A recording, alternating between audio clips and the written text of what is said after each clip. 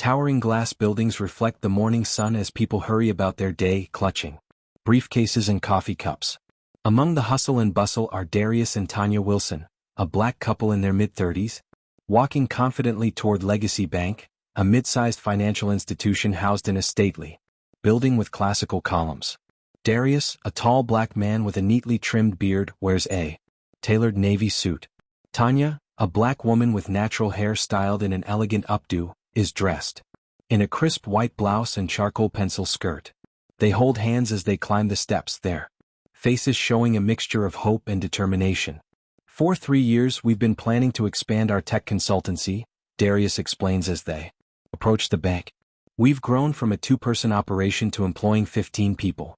This loan would help us lease a larger office space and hire 5 more specialists. Our business has been profitable since year 1, adds Tanya, the black businesswoman's voice confident. We've done everything by the book. Perfect credit scores, substantial collateral, detailed business plan. There's absolutely no reason for our application to be denied.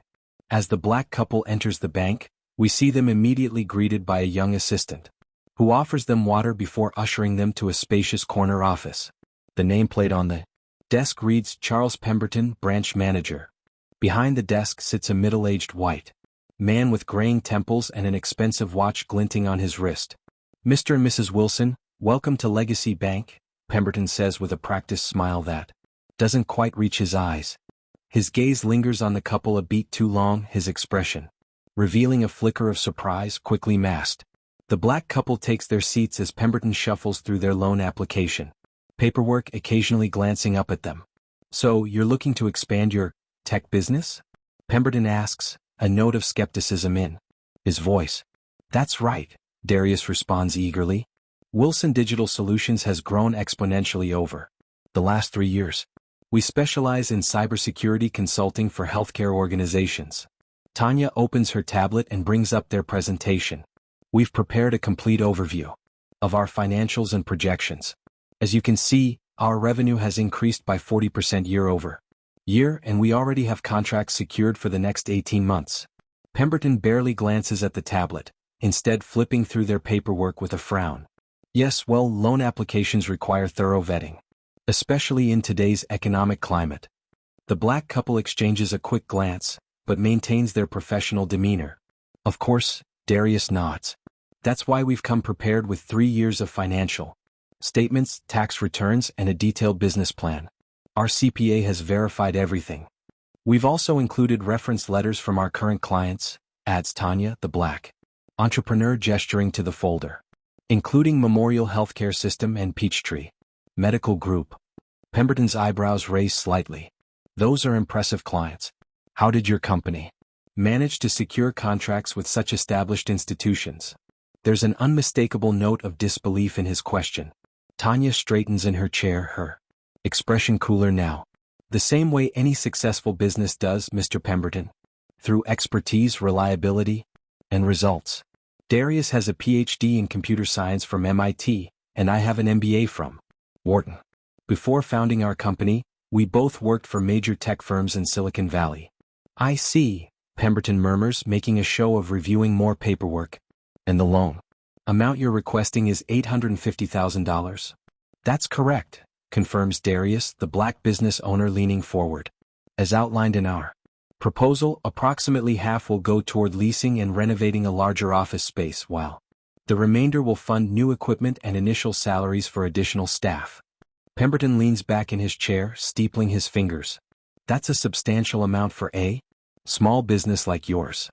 Our financials clearly demonstrate our ability to service this debt, Tanya responds calmly, though her eyes have hardened slightly.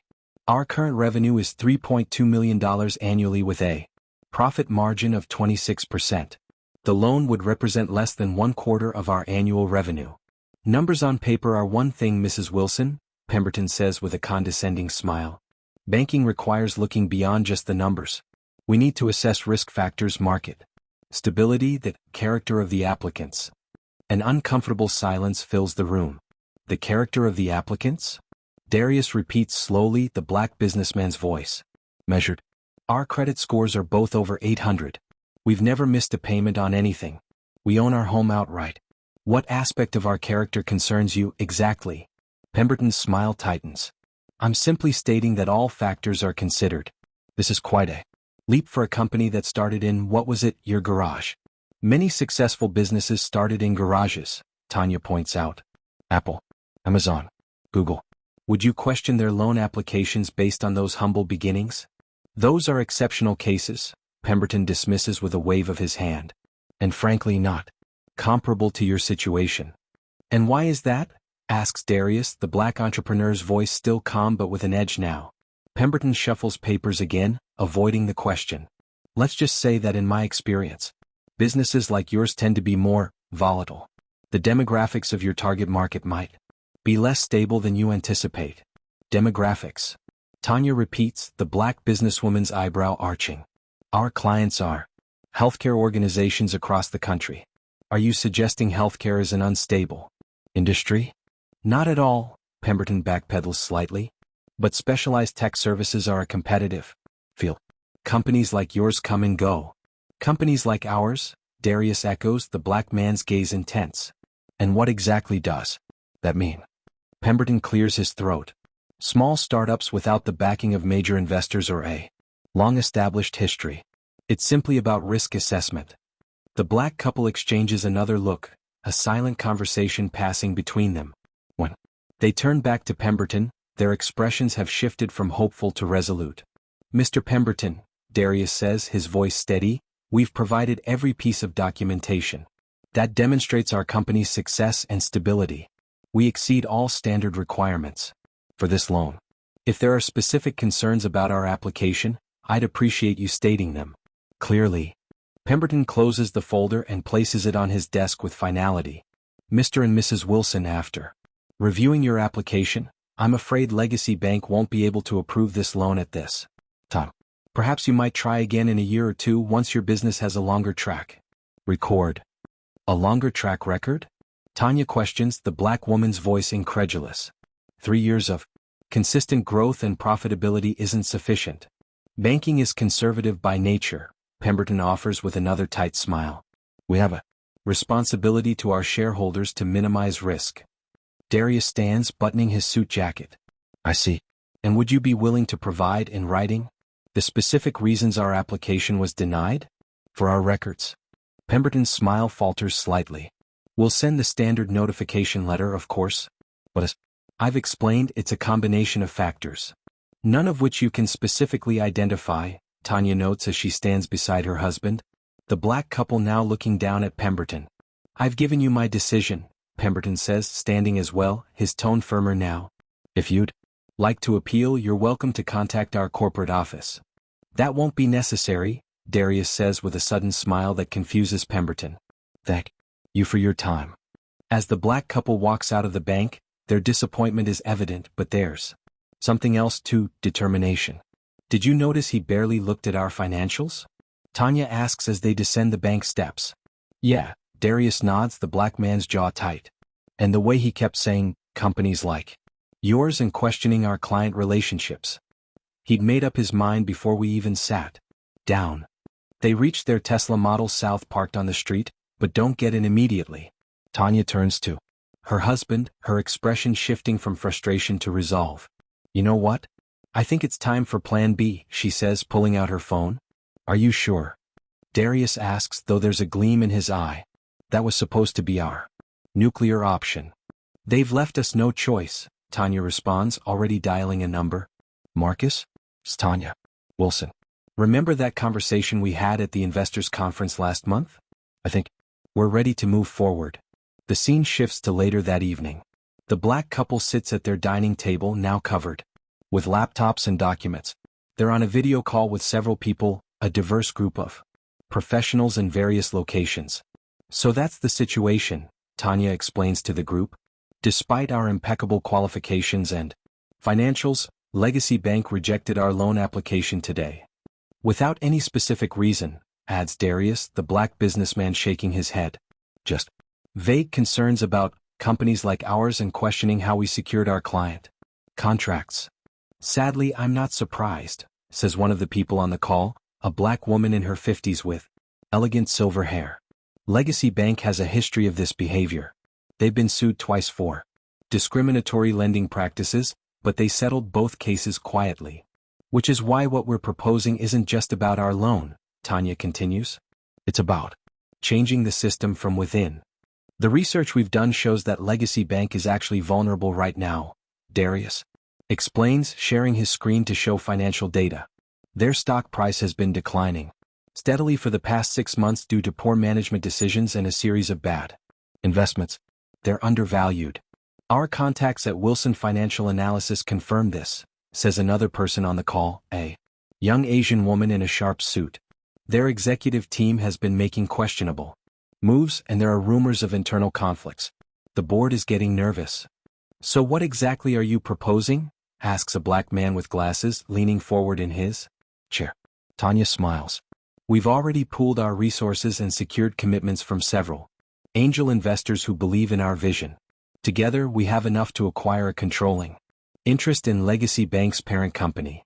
A hostile takeover? Someone asks, sounding impressed. We prefer to call it a necessary restructuring, Darius replies with a smile. But essentially, yes. By this time tomorrow, we could own the bank that rejected us today. It's not just about revenge, Tanya clarifies, the black businesswoman's expression serious. It's about creating real change in the financial sector. How many other qualified black business owners have been turned away by Pemberton and others like him? How many brilliant ideas never got funded because of bias? We've already contacted several institutional investors who've been looking to diversify their portfolios with minority-owned ventures, Darius adds. They're on board. We can make the move first thing tomorrow morning. The group on the call nods in agreement, expressions determined. Let's do it, says the older black woman. It's time for a change. The screen fades to black, then opens on the next morning. Pemberton arrives at the bank, greeting colleagues as he makes his way to his office. He's just settled at his desk when his phone rings. Charles Pemberton speaking, he answers, sorting through his morning mail. Mr. Pemberton, this is Elaine from the executive floor. Mr. Davidson would like to see you in the boardroom immediately. Pemberton frowns. Gerald Davidson? The CEO? Is this about the quarterly reports? They're not due until next week. I'm not at liberty to say, sir. Mr. Davidson stressed it was urgent. Pemberton straightens his tie nervously as he rides the elevator to the top floor. When he enters the boardroom, he's surprised to find it full of people. At the head of the table sits Gerald Davidson, looking uncomfortable. Beside him are several board members, all with serious expressions. And on the other side of the table sit Darius and Tanya Wilson. Mr. Pemberton, Davidson says, his voice strained. Please take a seat. Confusion crosses Pemberton's face as he slowly sits down, staring at the black couple he rejected just yesterday. What's going on? He asks, his eyes darting between the Wilsons and Davidson. Davidson clears his throat. Charles, I'd like to introduce you to the new majority shareholders of Pinnacle Financial Group, our parent company. He gestures to the Wilsons. Mr. and Mrs. Wilson completed the transaction this morning. Pemberton's face drains of color. What? How is that possible? It's quite simple, really, Tanya explains calmly. Your bank has been mismanaged for some time. Your stock was undervalued. We recognized an opportunity and took it. With the help of several investors who share our vision for what banking could be, adds Darius, the black man's expression neutral but his eyes reflecting satisfaction. A vision that includes equal opportunity lending practices. This is ridiculous, Pemberton sputters. You can't just walk in and buy a bank. Actually, we can and we did, Tanya corrects him. And one of our first orders of business as majority shareholders was to request a review of all loan denials from the past 5 years, with particular attention to applications submitted by minorities. The initial findings are troubling, Davidson admits, sliding a folder across the table. Your branch has rejected minority applicants at a rate nearly 3 times higher than other branches, even when controlling for all financial factors. Pemberton stares at the folder but doesn't open it. Those decisions were made based on sound banking principles. Risk assessment is complex. Yes, it is, agrees Darius, the black businessman, nodding. Which is why we've brought in independent auditors to review each case. We want to understand exactly what factors led to those rejections. You can't do this, Pemberton insists, his voice rising slightly. I've been with this bank for 20 years. And perhaps that's part of the problem, Tanya suggests, the black businesswoman's voice still professional but firm. Banking needs fresh perspectives, Mr. Pemberton. Needs to evolve beyond outdated biases and recognize that talent and potential come in all colors. As of this morning, Davidson continues, the board has approved a complete overhaul of our lending practices and diversity initiatives, effective immediately. Mr. and Mrs. Wilson will be heading the task force. Pemberton looks around the table, seeking allies but finds none. This is about your loan application, isn't it? This is personal. No, Mr. Pemberton, Darius says, leaning forward. This is about systemic change. Your rejection of our application simply brought to light a problem that's been festering for years. Problem that has denied opportunities to countless qualified people who happen to look like us. We're not here to fire you, Tanya adds, surprising Pemberton. We're here to educate you. You have two choices. Adapt to the new direction of this company, which will include comprehensive bias training and new evaluation metrics, or tender your resignation. Pemberton sits in stunned silence for a moment. Then, with a defeated slump of his shoulders, he asks, when does this training begin? Today, Darius answers, sliding a tablet toward him. And your first assignment is to personally review our loan application again, this time using the new criteria that focus solely on financial qualifications. Davidson stands, signaling the end of the meeting. I suggest you get started, Charles. The Wilsons have other branches to visit today. As everyone files out of the boardroom, Pemberton remains seated, staring at the tablet before him. Through the glass walls, he watches as the black couple shakes hands with board members and executives, their confidence and professionalism undeniable. The scene shifts to 6 months later. Legacy Bank has been renamed Community First Financial. The lobby has been redesigned to be more welcoming, with artwork from local artists adorning the walls. Behind the teller counters, the staff is noticeably more diverse. Pemberton, looking somewhat humbled but more relaxed, is giving a tour to potential clients, a young black couple looking to secure a mortgage for their first home. Our approval process focuses solely on your financial qualifications, he explains, sounding like he truly believes it now. We've streamlined the paperwork and created transparent criteria that are applied equally to all applicants. As he guides them toward his office, they pass an open doorway to a community room where a free financial literacy workshop is in progress. Leading the session are Darius and Tanya Wilson. And those are our founders, Pemberton tells the couple with genuine respect in his voice. They transform not just this bank, but they're changing the entire industry.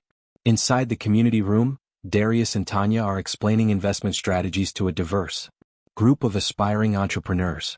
Access to capital is one of the biggest barriers for minority business owners, Tanya is saying. That's why we've created special programs to address historical inequities while still maintaining sound financial practices. Success shouldn't depend on what you look like or who you know, adds Darius, the black entrepreneur's passion evident. It should be based on your ideas, your work ethic, and your determination. After the workshop, as attendees network and chat, Tanya and Darius step aside for a private moment. 6 months ago we couldn't get a loan, Tanya reflects, looking around at what they've built. Now we've approved over 50 business loans to minority entrepreneurs who were previously denied. And our profits are up 12%, Darius notes with satisfaction. Turns out good ethics is good business. They watch as Pemberton respectfully guides the young black couple through their mortgage application, treating them with the dignity that all customers deserve. Do you think he's really changed? Tanya asks quietly. Some people change when they see the light, Darius responds thoughtfully. Others change when they feel the heat. Either way, his actions now are what matter. The camera pans across the transformed bank, customers of all backgrounds being served with respect, employees working together harmoniously, and in the center, the black couple who made it all possible by refusing to accept rejection as the final answer. What would you do if you faced discrimination like the Wilsons? Would you walk away defeated? Or would you find creative ways to change the system? Sometimes the greatest power lies not in accepting the world as it is, but in reimagining what it could be. If you follow us to this last stage, don't forget to like, subscribe, comment, and share. Thank you for watching. See you in the next video.